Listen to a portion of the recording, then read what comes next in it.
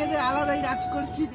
Just যাওয়ার সময় এক ধরনের লেবু দেখলাম, কমলা লেবুর মতনই দেখতে, গাছে হয়ে রয়েছে। পাতি লেবু না কমলা লেবু কমেন্ট করে জানাও, তোমাদের দেখাচ্ছি।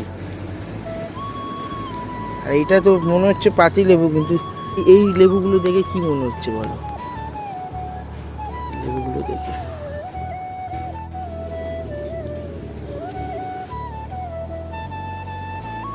ওই রকম মানে ভিউটা দেখো, মজাই চলে আসছে। গ্রাম বাংলার যে একটা আলাদাই ফিল, এই জায়গাটা পুরো দেখো, পুরো সর্ষে খেতে ভর্তি।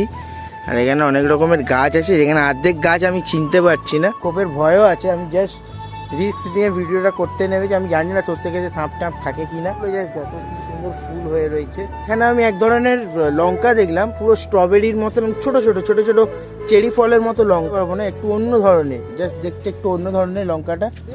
দেখো দেখে না, ওই যে খুব নতুনত্ব লাগলো আমার। এই দেখো দেখো, এই দেখো পুরো চেরি ফলের মতো দেখতে, দেখো লঙ্কাটা ছালে বিষ, কিন্তু দেখতে এইটুকুনি, মানে ধানি লঙ্কার মতনই এক জাতি লঙ্কা।